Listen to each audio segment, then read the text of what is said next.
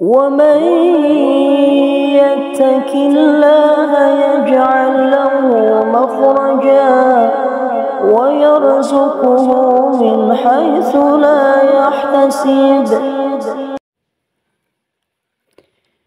Assalamualaikum warahmatullahi wabarakatuh. Alhamdulillah, Allahumma salli ala Sayyidina Muhammad wa ala ali Sayyidina Muhammad. Sahabat fillah yang dirahmati Allah, tidaklah sahabat menemukan video ini terkecuali atas izin Allah subhanahu wa ta'ala. Mungkin Allah akan memberikan ilmu kepada kita melalui video ini. Semoga Allah menjadikan kita sebagai hamba yang taat beribadah, istiqomah kepadanya, dan semoga urusan kita, baik urusan dunia ataupun urusan akhirat nanti, senantiasa ada dalam ridha-Nya. Amin ya Allah ya Rabbal Alamin. Sahabat channel Prabu Santri yang dirahmati oleh Allah, meninggal adalah sesuatu yang hak, pasti akan terjadi. Mengenai kapan waktunya dan di mana tempatnya, itu adalah ilmu Allah atau hanya Allah saja yang mengetahui. Tandanya kematian itu adalah sesuatu yang gaib yang diketahui oleh Allah saja. Siapapun manusia yang memiliki keimanan di dalam hatinya tentu saja menginginkan kematian dalam keadaan diridhoi oleh Allah subhanahu wa ta'ala. Dan berikut tanda-tanda kematian yang diridhoi Allah subhanahu wa ta'ala. Walaupun tidak ada yang mengetahui tanda-tanda orang akan dijemput ajalnya, namun pastinya orang yang memiliki keimanan akan senantiasa menginginkan dan memiliki cita-cita agar meninggal dalam keadaan husnul khatimah atau diridhoi oleh Allah subhanahu wa ta'ala. Rasulullah Shallallahu Alaihi Wasallam telah memberitahu tanda-tanda kematian orang yang diridhoi oleh Allah Subhanahu Wa Taala. Yang pertama dapat dilihat dari raut wajahnya. Imam Al-Ghazali dalam kitabnya yang diterjemahkan dengan judul buku Mati dan Kejadian Setelahnya mengatakan, dalam sebuah hadis Rasulullah Shallallahu Alaihi Wasallam bersabda, amatilah sesosok mayat dengan 3 keadaannya. Apabila keluar peluh dari dahinya, matanya basah oleh air mata, dan bibirnya menjadi kering, maka insya Allah rahmat Allah tercurah padanya.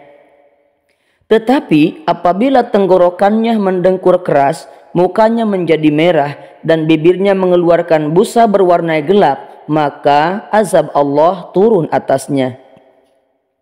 Yang kedua, mengucapkan kalimat syahadat.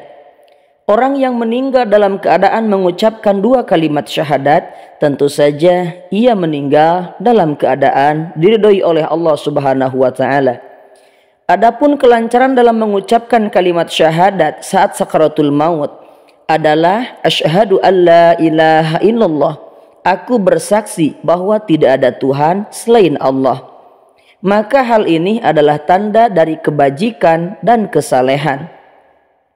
Imam Nawawi mengatakan bahwa dalam syakaratul maut tidak disyaratkan mengucapkan wa asyhadu anna Muhammadar Rasulullah. Dicukupkan la ilaha illallah saja, tiada Tuhan selain Allah.